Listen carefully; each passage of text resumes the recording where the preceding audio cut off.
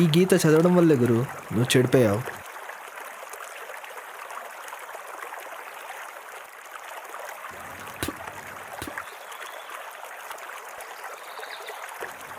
మనం రోడ్ల మీద బతుకుతున్నాం.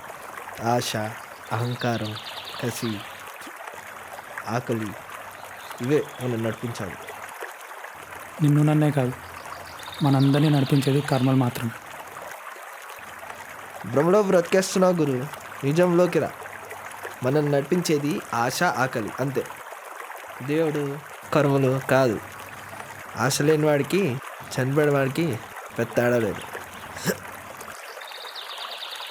తేడాలు చెప్పేందుకు తెలివి నాకు లేదు, కానీ చావు మాత్రం సత్యం. సత్యం. నువ్వు నీ సత్యాలు దేనికి పనికిరావు గురు. ఈ సత్యాలు, ఈ ధర్మాలు, ఈ కర్మ సిద్ధాంతాలు నేను చేతగాని పని చేస్తాయి. కనీసం ఈ రోడ్డు దాటి కూడా ఎదుగు. అయినా నువ్వు నమ్మే కర్మల కన్నా నేను నమ్మే ఆశ గొప్పదని నిరూపిస్తా. ఆ రోజు వచ్చినప్పుడు అదే డబ్బు నీ చేతిలో పెట్టి నిరూపిస్తా. అప్పుడు నువ్వే తెలుసుకో, నిన్ను ఎదగనివ్వని ధర్మం గొప్పదా, నేను నమ్మే డబ్బు గొప్పదా అని.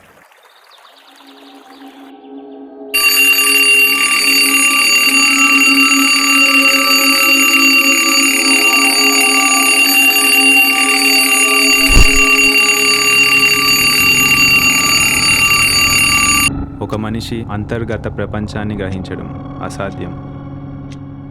మనం చేసిన తప్పుని ఆ చోటే వదిలేసి రావాలి, లేదంటే ఆ తప్పు మనల్ని వెంటాడుతుంది. అది వస్తువులవని, ప్రాణాలవని, ఏదైనా సరే కోల్పోవడం అనేది జీవితంలో ఒక మార్పు. ఒక వ్యక్తి నాలాగే ఆలోచిస్తే జీవితం అసహనంగా అనిపిస్తుంది. అందరికీ ఫీలింగ్స్ బట్టి ఆలోచనలు వస్తాయి, కానీ నాకు మాత్రం ఆలోచనలు వచ్చాక నా ఫీలింగ్స్ అర్థమవుతాయి. అందుకే నాతో నేను, నాలో నేను మాట్లాడుకుంటా. పిక్ వాట్సాప్ చేశాను. సరే. అలానే లాస్ట్ మంత్ లాయర్ని చంపిన ఆ 8 గుర్తు చేయమన్నారు.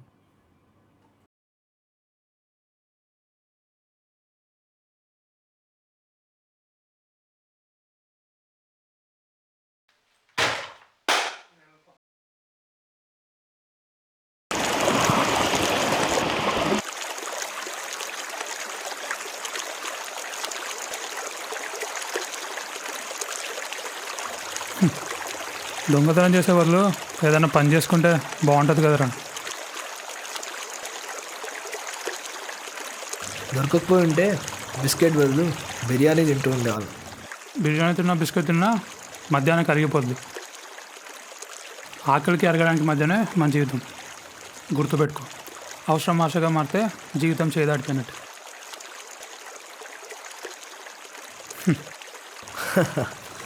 డబ్బులు సంపాదించాక చెప్పు గురు ఈ మాటలు వింటా. మరీ చేతగాడి వాళ్ళలో ఉన్నావు ఏంటి గురు, అందుకే ఇలా మాట్లాడుతున్నావు. అవునవును, ఈ చేతగానే తెచ్చుకొని బిస్కెట్ తినే కడుపు నింపుకుంటా. అది గుర్తుపెట్టుకుంటా గురు. నా దరిద్రంలో నా పక్కనున్నా, నా ఆకలిలో నా పక్కనున్నా. రేపు నాకు డబ్బు వచ్చా కూడా నా పక్కనే ఉండవు. నువ్వు డబ్బులు సంపాదించక మాట్లాడు, వింటా.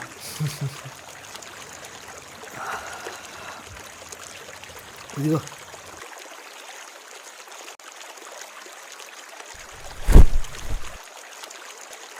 ఇది ఎక్కడ కొట్టేసావు గురు?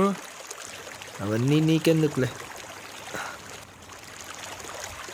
ఈరోజు నీ చేతిలో టీషర్ట్ పెట్టా, ఏదో ఒక రోజు డబ్బులు మూట పెడతా. ఆ రోజు డబ్బులు వద్దనుకుంటే ఈ టీషర్ట్ వేసుకో, ఎందుకంటే నేను డబ్బులతో ఉంటా.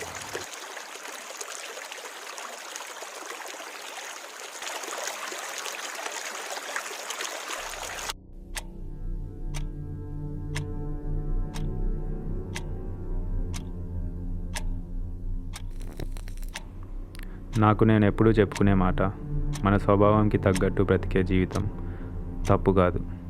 అవతల వ్యక్తికి అది తప్పుగానో గొప్పగానో అనిపించవచ్చు, కానీ నాకు మాత్రం అది స్వభావం, అంతే. మనల్ని కంఫర్ట్ చేసుకోవడం మన డ్యూటీ. పువ్వు మంచోడికి చెడ్డోడికి పంపే పరిమళం ఒకటే.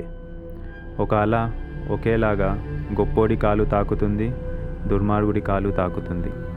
అలానే మంట ఏ తేడా లేకుండా అందమైన దాన్ని, వికృతమైన దాన్ని కాల్చేస్తుంది. ఈ సృష్టి నాకు నేర్పింది అదే. మన స్వభావానికి తగ్గట్టు మనం బతకాలి, అవతలి వ్యక్తికి తగ్గట్టు కాదు. ఈ సృష్టిలో ప్రతిదానికి, ప్రతి ఒక్కడికి ఒక పర్పస్ ఉంటుంది. ఏ పని చేయకుండా ఖాళీగా ఉన్నవాడు కూడా ఒక ఎగ్జాంపుల్ అవుతాడు. ఆ ఎగ్జాంపుల్ సెట్ చేయడం కోసం వాడు అలా పుట్టుండొచ్చు. మనం సహజంగా ఉన్నప్పుడే జీవితం అందంగా ఉంటుంది. ప్రతి పుట్టుకకి ఒక ధర్మం ఉంటుంది. ఆ ధర్మాన్ని పూర్తి చేయడమే దానికి అందం. అది మంచైనా చెడైనా, పక్క వాళ్ళకి అభిప్రాయాలు ఏర్పడినా పడకపోయినా. ఇదంతా ఎందుకు చెప్తున్నానంటే, నా వరకు నా జీవితం అందంగానే ఉంది. ఒక హంతకుడు జీవితాన్ని అందంగా చూడగలడా అంటే ఏమో.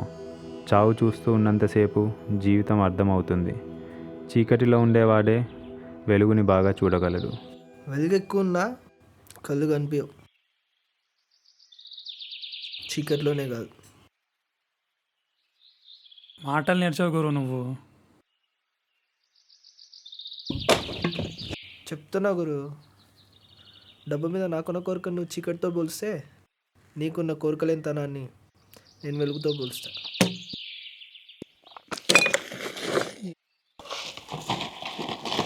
ఏమో గురు, నాకు తెలిసినంత వరకు జీవితంలో 3 నిజాలు. 1 ఆకలి, 2 ఈ క్షణం వరకు జీవితం గడిచిపోయిందన్న ఆనందం, ఇంకా 3వది అంటావా ఆ ఆకలిని, ఈ ఆనందాన్ని నాకు ఇచ్చే నా కర్మది. అంతే.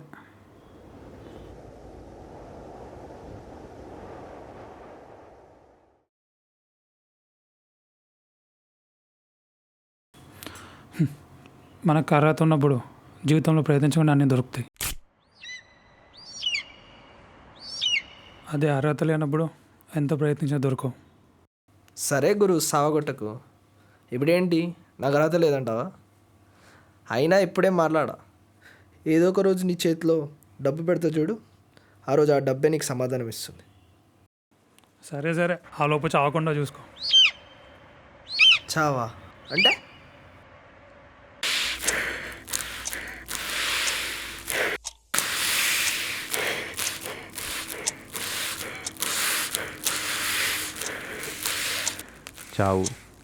చావు అంటే మన సెన్సెస్ అంతమవడం అంతే. శరీరం అనే మాంసపు ముద్దని వదిలేయడమే చావు. చావుకి భయపడడం అంటే మన సెన్సేషన్ని కోల్పోతామని భయపడడం. చచ్చేటప్పుడు ఏ సెన్సేషన్ ఉండదు అంటే ఎవరూ చావుకి భయపడరు. ప్రతి మనిషి ఈ క్షణంలోనే బ్రతుకుతాడు. వాడు కోల్పోయేది కూడా ఈ క్షణాన్నే.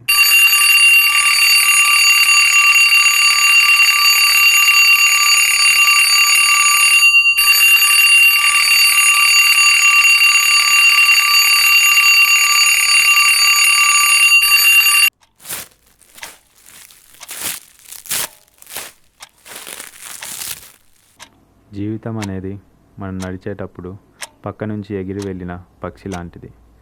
దానిని సరిగ్గా చూసి అర్థం చేసుకునే లోపే అది మనల్ని దాటేస్తుంది.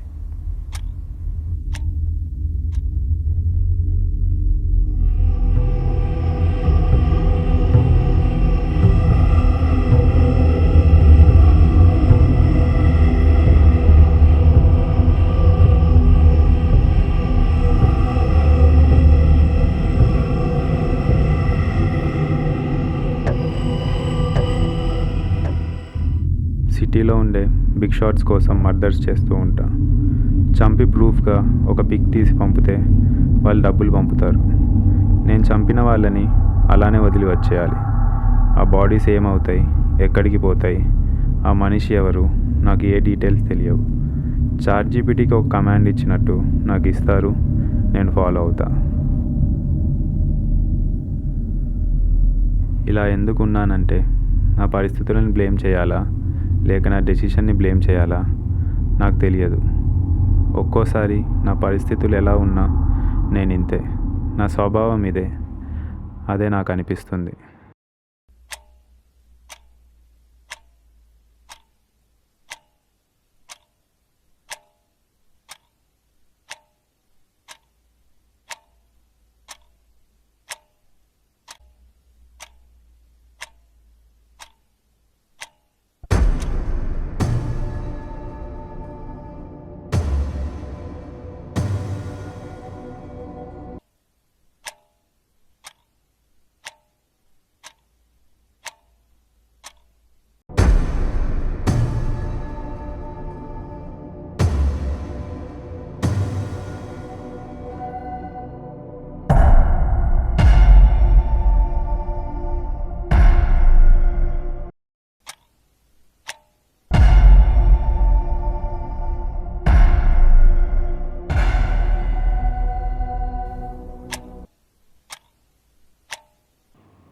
ఇంకా అన్నీ ఆపేద్దాం అనుకుంటున్నా. మళ్ళీ బ్లీడింగ్ మైగ్రేన్ స్టార్ట్ అయింది.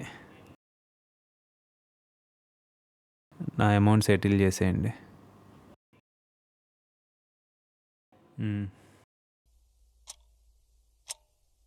వీడు నా తమ్ముడు శక్తి. మా అమ్మ చనిపోయే ముందు నా బర్త్డేకి తీయించిన ఆఖరి ఫోటో. ఆ తర్వాత మా నాన్న డబ్బుల కోసం మా ఇద్దరిని అమ్మేశాడు. మా నాన్నని నేను తప్పు పట్టనులే, డబ్బు కోసం ఏమైనా చేయాలనిపిస్తుంది. ఈ మధ్య అర్థమవుతుంది నాకు. కాకపోతే త్రిశూల్ అన్న నాతో ఉంటే డబ్బులు సంపాదించి నాకు ఇచ్చేవాడనే ఆలోచన, ఆశ రోజుకి ఒక్కసారైనా నాకు వస్తూ ఉంటాయి. నేను సంపాదించిన డబ్బులు వీడికి ఇవ్వాలని అనుకుంటున్నా. ఆలోచనలు విచిత్రమైనవి, అర్థం కావు ఒక్కోసారి. నిజానికి వాడి మీద ప్రేమేం లేదు. ఈ ఫోటో తప్ప వాడి జ్ఞాపకాలు ఏమీ లేవు. కానీ నేను సంపాదించే డబ్బులు ఎందుకు వాడికి ఇవ్వాలి అనే ఆలోచనలు వస్తున్నాయో నాకు తెలియదు. ఆ ఆలోచన ఎందుకు పుట్టిందో నా మనసులో. మన జీవితంలో ఉన్న రహస్యమే మనని నడిపిస్తుంది. జీవితంలో ఎప్పుడైనా ఏదైనా జరగచ్చు, అంతే.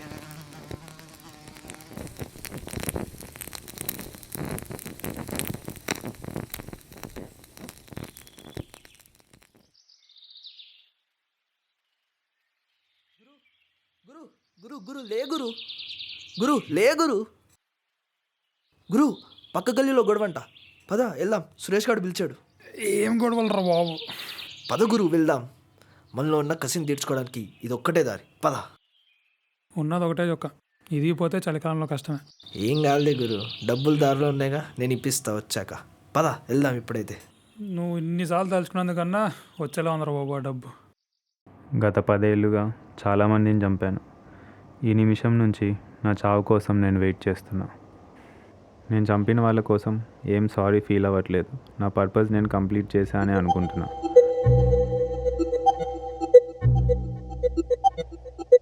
ఇప్పుడు నా లైఫ్లో ఉన్న ఎక్సైట్మెంట్ ఒకటే, నా జర్నీ ఎలా ఎండ్ అవుతుంది.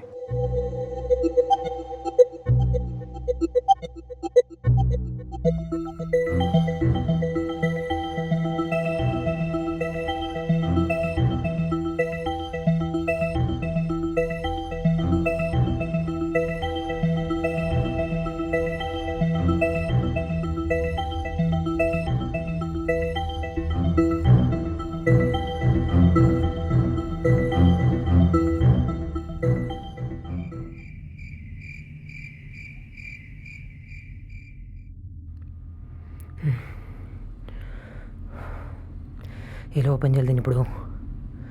రూపాయలు ఉన్నారు అసలు. ఓష్, ఏంటిది డోర్ ఓపెన్ చేసింది?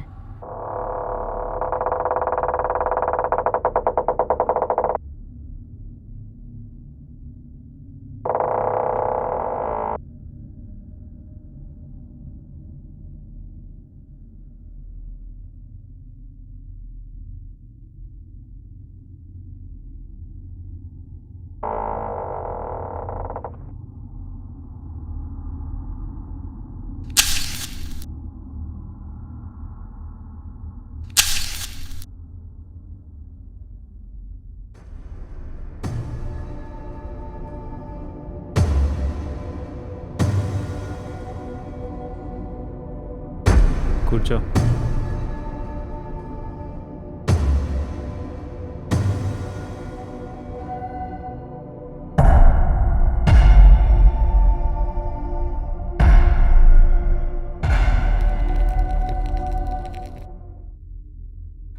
అన్నా ప్లీజ్ అన్నా, ఏదో ఆస్తో వచ్చాను.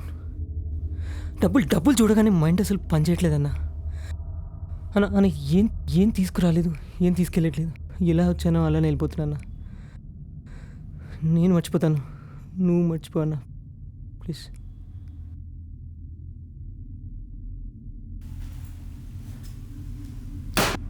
తీసుకో, దీనికోసమేగా వచ్చింది. తీసుకో.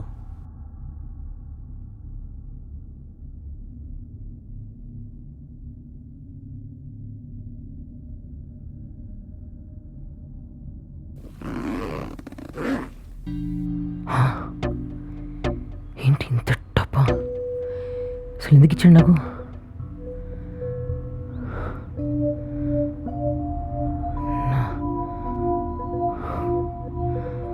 అసలు అసలు ఏదైనా ప్లాన్ చేస్తున్నాడా? నాకెందుకు ఇంత డబ్బు ఇస్తున్నాడు అసలు? కుంపదీసి ఏమన్నా ఇంత డబ్బు నాకెందుకు ఇస్తున్నాడు?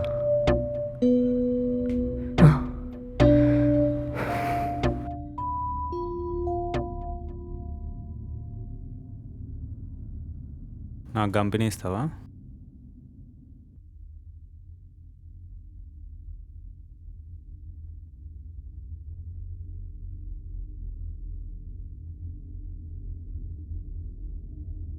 నచ్చకపోతే తాగకు.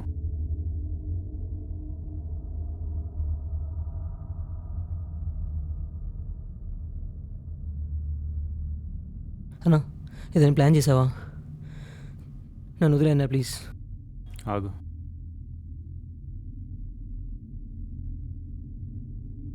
అన్నా అన్నా ప్లీజ్ అన్నా, వదిలే అన్నా ప్లీజ్ అన్నా. నేనేమైనా చేస్తే పొడి చేసి.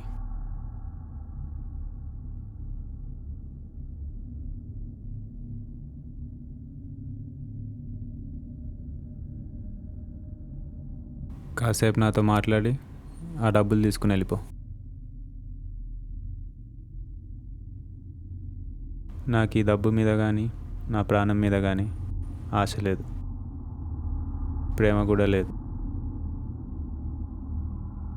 ఏ ఎందుకు? ముందు నీ గురించి చెప్పు. అసలు ఎందుకు వచ్చావు దొంగతనానికి? అది మినిమం ప్రిపరేషన్ లేకుండా, దొరికితే సేఫ్టీకి ఒక వెపన్ కూడా లేదు, దొరకను అని వచ్చావు అంతే అమాయకంగా. జీవితంలో ఏం చేసినా ప్రతిదానికి ఒక కారణం ఉంటుంది. చేయకపోయినా ఉంటుంది. అంతేలే. అవును. నీ కారణం ఏంటి? చిన్నప్పుడే మా అమ్మ నాన్న చనిపోయారు. మా అన్న ఒక లాయర్. 4 months బ్యాక్ ఒక కేసు వచ్చింది. మా అన్న ఒక ఎమ్మెల్యేకి అగెన్స్ట్గా, గవర్నమెంట్కి అగెన్స్ట్గా చాలా కష్టపడి వాదించాడు. డాక్యుమెంట్స్, ప్రూఫ్స్ అన్నీ అన్నీ అన్నీ తయారు చేశాడు. కానీ సబ్మిట్ చేసే టైంకి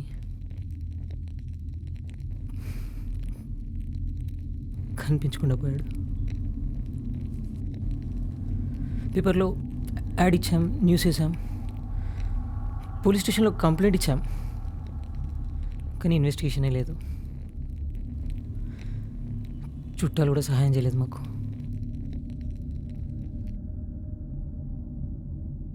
నాకు ఒక 10 ఏళ్ళ చెల్లి ఉంది. హాస్టల్లో పెడదామంటే వాళ్ళు డబ్బులు ఇస్తే జాయిన్ చేసుకుంటా ఉన్నారు. దానికోసమే ఇవంతా. ఒక్క మనిషి లేకపోతే జీవితం అంతా తారుమారైపోతుంది.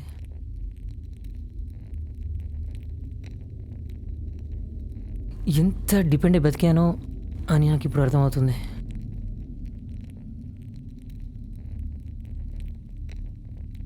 ఎప్పుడు లైఫ్ అంతా నా కంట్రోల్లో ఉంది అనుకున్నాను, కానీ తప్పు.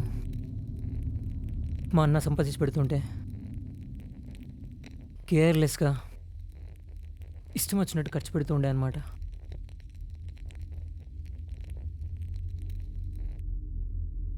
బతికిలా అయిపోయిందంటే నవ్వు వస్తే దాంతోపాటు కష్టాలు కూడా వెంటనే గుర్తొస్తున్నాయి.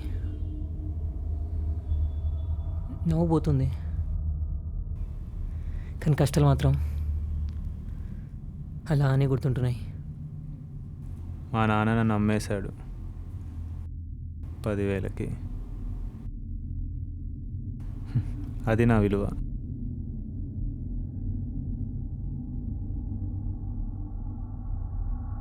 నువ్వు నమ్మినా నమ్మకపోయినా మా నాన్న మీద ఎప్పుడూ నాకు కోపం రాలేదు. ప్రేమించినందుకేమో. కానీ మా అమ్మ అంటే చాలా ఇష్టం. మా అమ్మ ఎలా ఉంటుందో గుర్తులేకపోయినా తన్ని ఇష్టపడ్డా అనే ఫీలింగ్ మాత్రం నాలోనే ఉంది. చిన్నప్పటి నుంచి నేనే వేరే వాళ్ళకన్నా డిఫరెంట్ అని అర్థమైంది. అంటే అప్పుడే మెచ్యూరిటీ వస్తుంది. ఏమనుకునేవాడినంటే ఒక ప్రోడక్ట్ని తయారు చేసి మార్కెట్లో అమ్మినట్టు పేరెంట్స్ వాళ్ళ పిల్లల్ని అమ్మేస్తారని అనుకునేవాడిని. మనుషుల్ని వస్తువులతో కంపేర్ చేసేవాడిని. అందరూ ఫీలింగ్స్ అండ్ ఎమోషన్స్ ఉన్న మెషిన్స్లా కనిపించారు తప్ప ఎవరిలో లైఫ్ కనిపించలేదు. దేని మీద ఆశ లేదు. అందరిలా రియాక్ట్ అయ్యేవాడిని కాదు. ఒకసారి నా కళ్ళ ముందు ఒక వ్యక్తి చనిపోయాడు. అప్పుడు ఆశ పుట్టింది చావు మీద. చావులో లైఫ్ కనిపించింది. నాతో చావు మాట్లాడుతున్నట్టు అనిపించింది.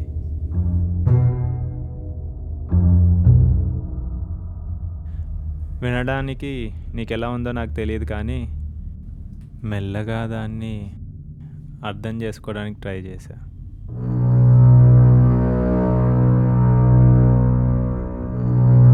మనుషులు చచ్చిపోతుంటే చూడడం నాకు చాలా ఇష్టం. అందులోనూ ఊపిరి మెల్లగా పోతూ ఉంటే. ప్రకృతి, చావు ఈ రెండు నాకు చాలా ఇష్టం. ఎందుకంటే నాకు ఇవి బ్రతకడం నేర్పించాయి. నా చావు దగ్గర పడింది. నాకు అది అర్థమవుతుంది.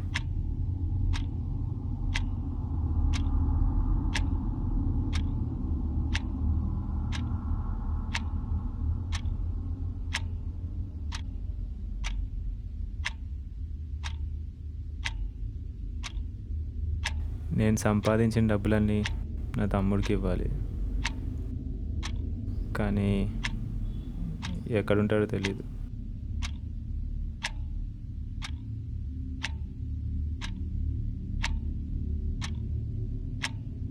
ఇది ఇది శక్తి దగ్గర ఫోటో కదా?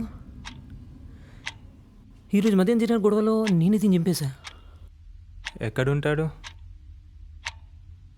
శివాలయం వెనుక కొండల దగ్గర ఉంటాడు. మీ చెల్లిని తెచ్చుకో, మీ ఇద్దరు ఇక్కడే ఉండండి. ఆ బ్యాగ్లో డబ్బులు నీకే. నాకు హెల్ప్ చేస్తావా? ఏంటి?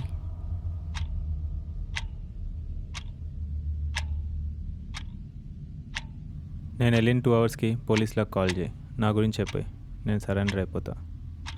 ఆ ఫోన్లో నేను చంపిన వాళ్ళ పిక్స్, ఎందుకు చంపాను అన్ని డీటెయిల్స్ ఉంటాయి. అవి వాళ్ళకి ఇచ్చేసాయి. పాస్వర్డ్ 8338.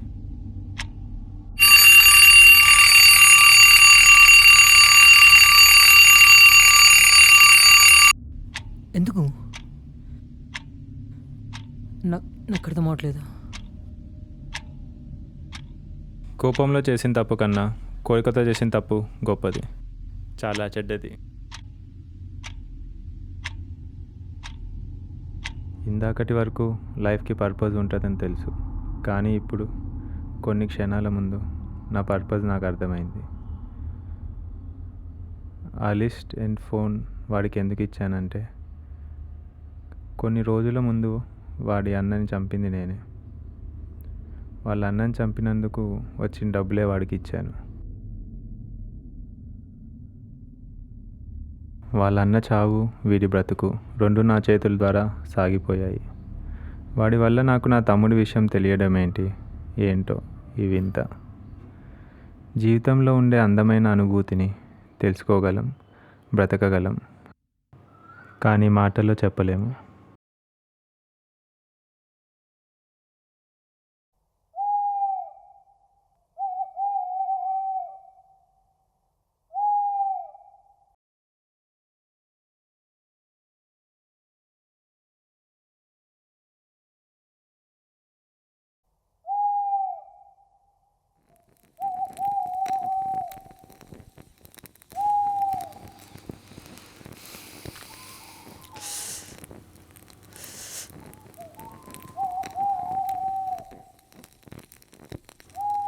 ఏంటి? ఇతని ఇంట్లోంచి తరిమేశారంట, కొంచెం ఇక్కడ ఉండి వెళ్ళిపోతాడు.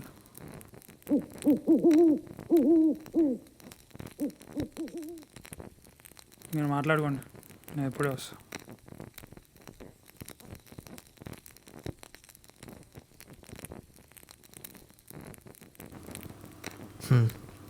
కూర్చో.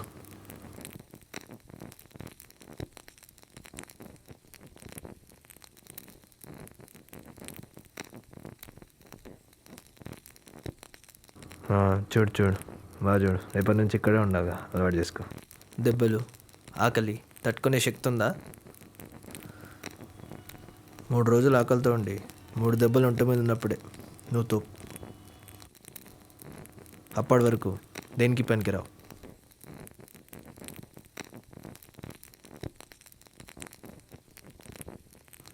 ఇది చూడు, నిజం రక్తం. ఇందాకే గోడపడి కొన్ని పొడి చేసి వచ్చా.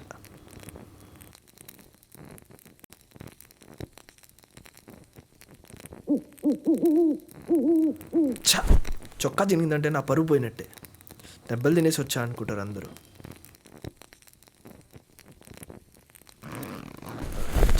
దీనమ్మ డబ్బు ఇతడబ్బా. ఎవరితను? కొంచెం పెద్దదవుతుంది, పర్లేదుగా. డబ్బు ఎలా అయినా డబ్బులు తీసుకోవాలి.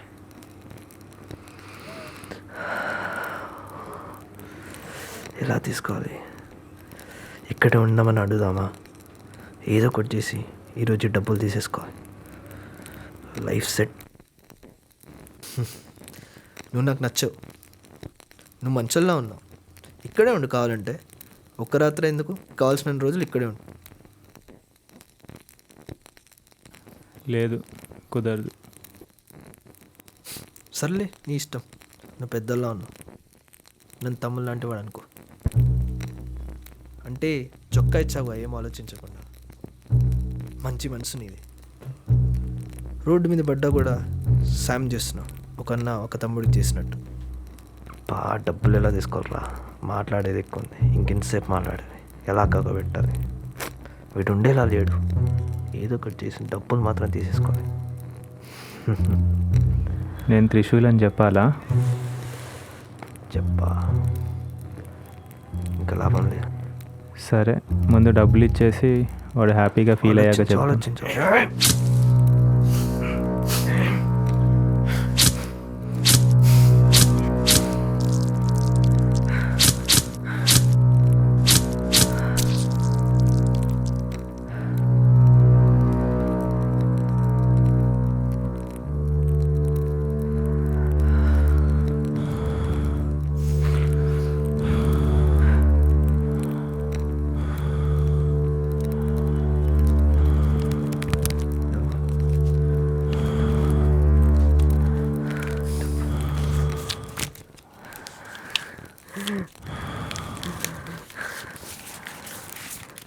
తీసుకుని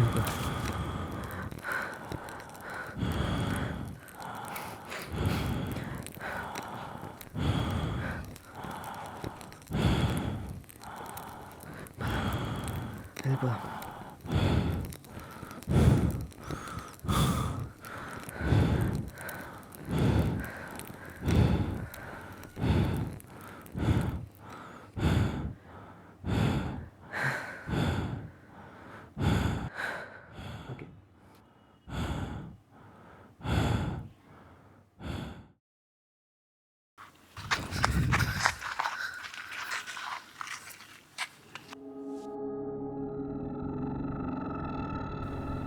ఇది ఎక్కడిది?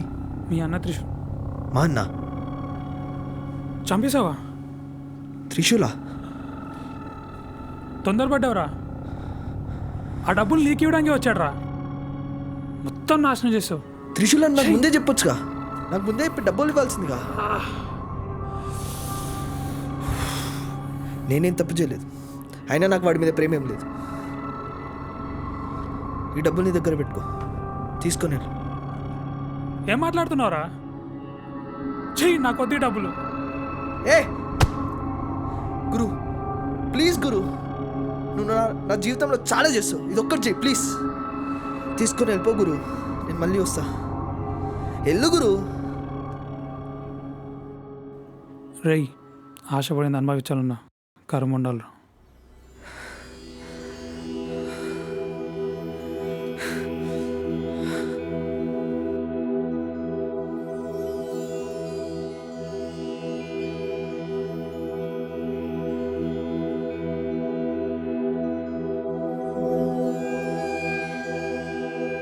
ఏదో ఒక రోజు నీ చేతిలో డబ్బు పెడితే చూడు, ఆ రోజు ఆ డబ్బే నీకు సమాధానం ఇస్తుంది. డబ్బు కోసం ఏమైనా చేయాలని అనిపిస్తుంది. మన జీవితంలో ఉన్న రహస్యమే మనల్ని నడిపిస్తుంది. జీవితంలో ఎప్పుడైనా ఏదైనా జరగచ్చు, అంతే.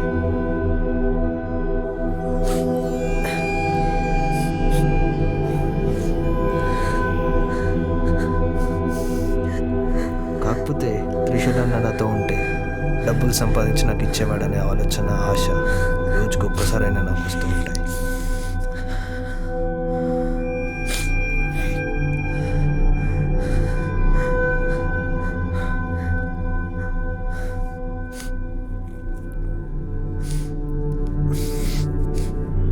గుర్తుపెట్టుకో, అవసరం ఆశగా మారితే జీవితం చేయదాటిపోయినట్టే.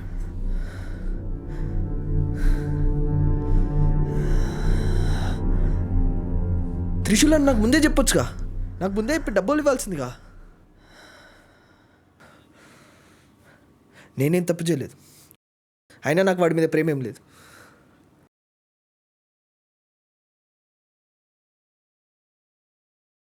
ఆ రోజు డబ్బులు వద్దనుకుంటే ఈ టీషర్ట్ వేసుకో.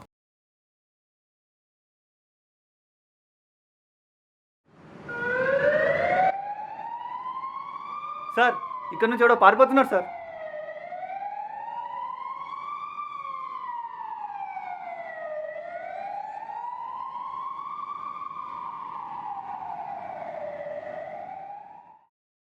ఈ సృష్టిలో మనిషి ఒక్కడికే వాడి ఉనికి మీద, వాడు చేసిన పనుల మీద అవగాహన ఉంటుంది. వేరే ఏ జంతువులకి ఆ అవగాహన ఉండదు. మనిషి సహజమైన స్వభావంలోనే రాక్షసత్వం, మానవత్వం, దైవత్వం ఉంటాయి. మనం దేనికైతే ఆకర్షింపబడతామో అదే మన స్వభావాన్ని నిర్ణయిస్తుంది. అయినా నువ్వు నమ్మే కర్మల కన్నా నేను నమ్మే ఆశ గొప్పదని నిరూపిస్తా. అలానే లాస్ట్ మంత్ లాయర్ని చంపిన ఆయన మీద గుర్తు చేయమన్నారు.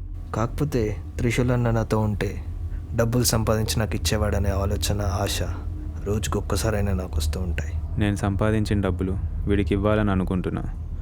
ఆలోచనలు విచిత్రమైనవి, అర్థం కావు ఒక్కోసారి. ఏం కాదులే గురు, డబ్బులు దారిలో ఉన్నాయిగా, నేను ఇప్పిస్తా వచ్చాక. పద వెళ్దాం ఇప్పుడైతే. నువ్వు ఇన్నిసార్లు తలుచుకున్నందుకన్నా వచ్చేలా ఉందరా బాబా డబ్బు. నేను సంపాదించిన డబ్బులన్నీ నా తమ్ముడికి ఇవ్వాలి.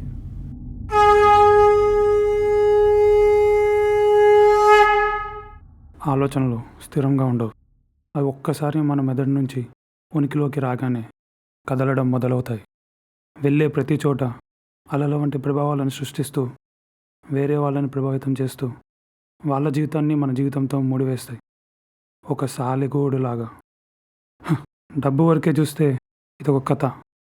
డబ్బుని దాటి అర్థం చేసుకుంటే ఇది